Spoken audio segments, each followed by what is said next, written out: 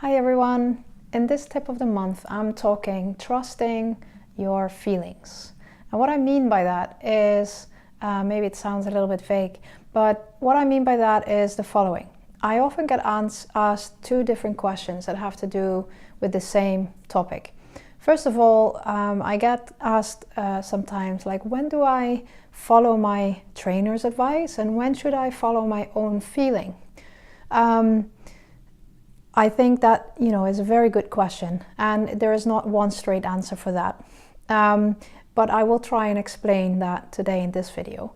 The second question I often get asked is, when I'm in the ring, should I follow my plan? Should I stick to the plan? Or should I follow my feeling and trust my instinct and my eye when I see a distance? Another good example, and I think also one that doesn't have a straightforward answer, so hopefully this video will help with both those questions. First of all, what should I do? Follow my trainer's advice or follow my own gut instinct?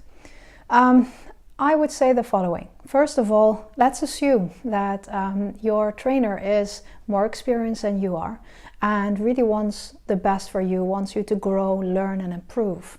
So it's very important that we can be open for their advice and follow their guidelines and trust them, most importantly.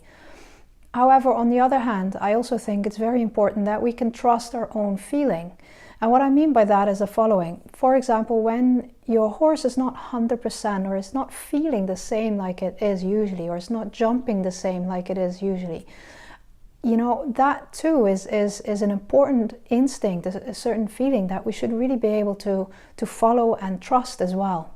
So I would say, as a general rule, when your feeling is based on fear, for example, I'm not sure if I should jump this class, or I'm not sure if I should jump this height, because I'm actually deep down a little bit scared that maybe I can't do it or it's not going to go that well, then I would say trust your trainer and follow their advice, because they know what you can and cannot do.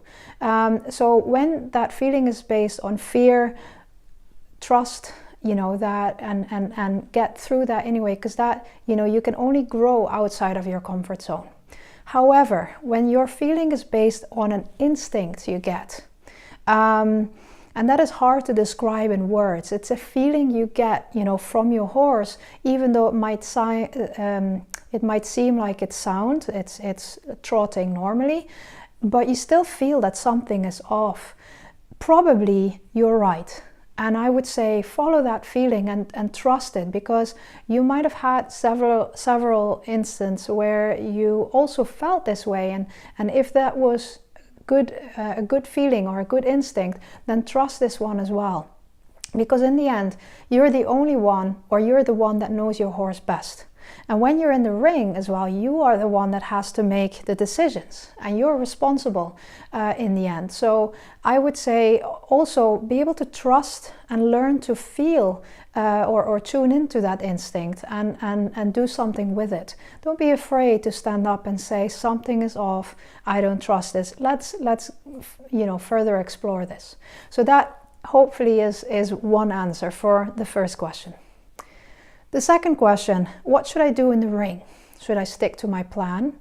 Or should I follow that feeling and just ride on my feeling and instinct? I believe that we need to be able to do both. I believe that in the end, at the highest level, we need to be able to count the strides. We need to be able to walk in a technical way and memorize the course in a technical way with the right amount of strides. However, again, it's also really important in the ring that you can really follow that, kind of trust that feeling and trust your eye. So I think that there should be a phase where you are really training to count the strides, to walk the course, count the strides when you're in the ring, to really stick to that plan. And this might be, this is a challenging experience. So it takes a while. It's a phase. So be patient and you know that you will come out the other end as a stronger rider. At the same time, for you to keep trusting your feeling and training your eye to see the distance, perhaps you could train at home also to do that. And a way to do that could be by setting up a course, or maybe your trainer has already set up a course and you don't walk the course this time, and you just go through it. Obviously you put it a little bit smaller, but you go through it, and your intention with this exercise is to train your eye, to train that feeling, and to just ride on that feeling. Or maybe you just put some poles on the ground or cavalettis, and you just trust that you will, you will feel that distance in a way.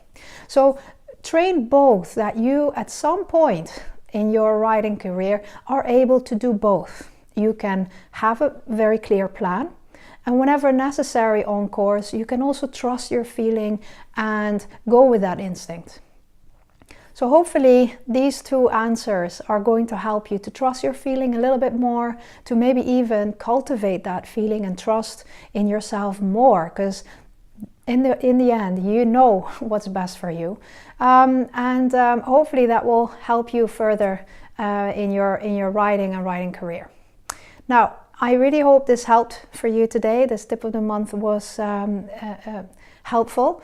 If you would like to learn more and you can't wait another month to watch the next video, then I suggest that you register on my website, AnnettePaterakis.com, for my new online training program right now.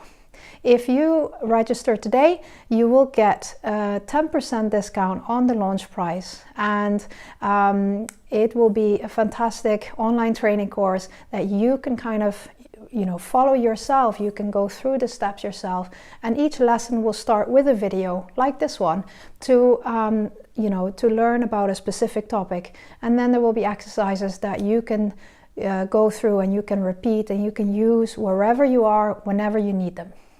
So register now, and I'll see you next month.